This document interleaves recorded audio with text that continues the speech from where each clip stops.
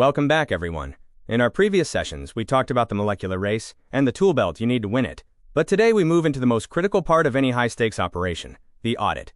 If you want to run a world-class mass spectrometry lab, you cannot rely on gut feelings. You need hard data. In this module, Efficiency Math, we move beyond qualitative observations of pretty peaks. I'm going to show you how to act like a senior auditor for your own chromatography. We will explore the key performance indicators of column science, theoretical plates, or capital N, and plate height, or capital H. By the end, you'll have the mathematical proof required to defend your data to any regulatory board. Let's get our calculators ready. Imagine you've been hired to run a Fortune 500 company. Everything looks busy, and the office looks great. You feel like you're making money. But if the board asks for the exact return on investment and you just shrug, you'll be fired. In management, that is a recipe for bankruptcy. In chromatography, looking at a peak and saying, "It looks sharp enough," is the same fallacy. Sharp enough isn't a metric. It's a guess. In high-performance analytical science, we run on math. If you can't prove the efficiency of a separation, you aren't managing your lab, you're just watching it happen. Today, we turn that intuition into quantitative mastery by generating a balance sheet for your column. Our mission today is to transform you into an analytical auditor. First, we'll look at the origin story, why we use the word plates when our columns are clearly hollow tubes. Second, we will master the math of capital N, the number of theoretical plates. This is the ultimate KPI for your total column efficiency. Third, we'll dive into capital H, also known as HETP, the height equivalent to a theoretical plate. This tells us the quality of every single millimeter of your column packing. Finally, we will connect these to resolution, or R subs. We'll learn how to use these numbers to decide exactly when a column is exhausted and needs to be retired. Why do we use the term theoretical plates?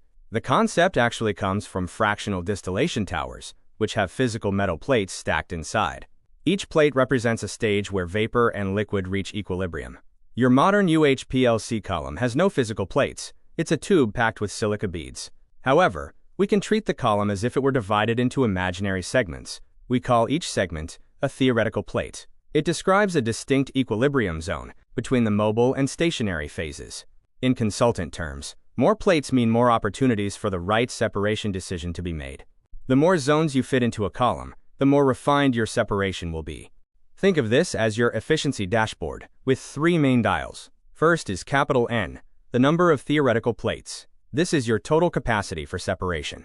Second is capital H, or plate height. This measures the quality of your infrastructure, how much physical space you need to achieve one successful equilibrium stage. The third dial is R subs, or resolution. This is the final output, telling you if your separation is successful enough to provide clean data. Over the next few slides, we'll learn how to calculate these from a chromatogram and interpret them to make better lab decisions. If N is your ROI, then H is your cost per acquisition. To find your column's ROI, we look at N. We assume our peak follows a Gaussian bell curve and need two numbers, the retention time, or T sub R, and the peak width, or W.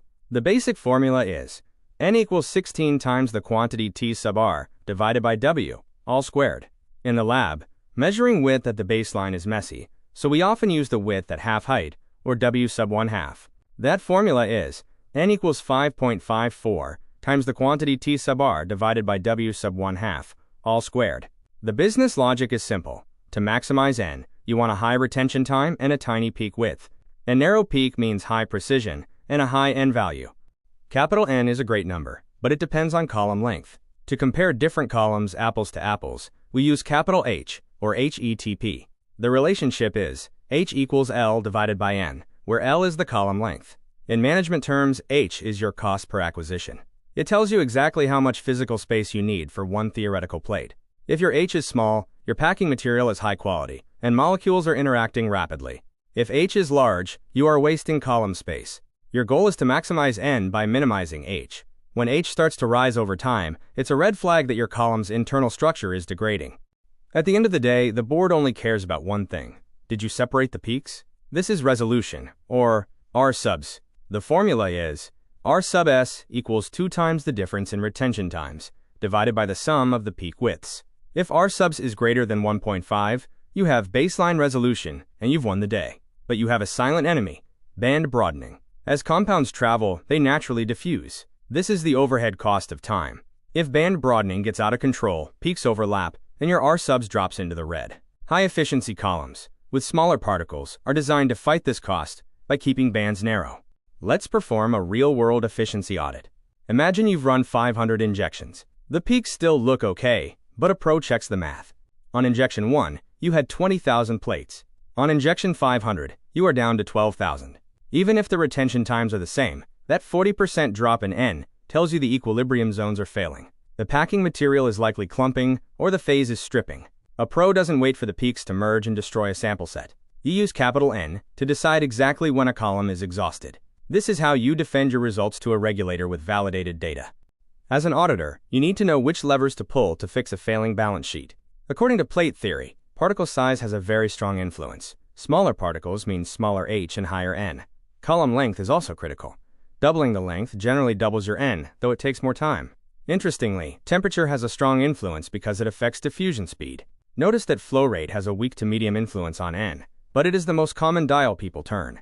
As we'll see next, there is a specific sweet spot for flow rate where efficiency is maximized. We've now covered the balance sheet of the column. Remember, theoretical plates, or capital N, are your KPI for total efficiency. Plate height, or capital H, tells you the quality of every millimeter, and band broadening is the diffusion debt you pay over time. I'll leave you with a golden quote. In God we trust, all others must bring data. In our world, your plate number is the data that proves your column's worth. No more guessing. You are now an auditor of the molecular race, using these formulas to validate that your separation is professional grade. We've learned the balance sheet, but here is the final mystery. Capital N isn't a static number. It changes based on how fast you pump your solvent. If you go too slow, longitudinal diffusion kills your efficiency. If you go too fast, the molecules can't move between phases quickly enough to keep up. How do we find that perfect Goldilocks speed? How do we cut runtimes in half without losing a single plate of efficiency? In our next unit, the speed versus resolution tug-of-war, we will master the legendary Van Deemter equation to find the absolute mathematical peak of chromatographic performance. I'll see you there.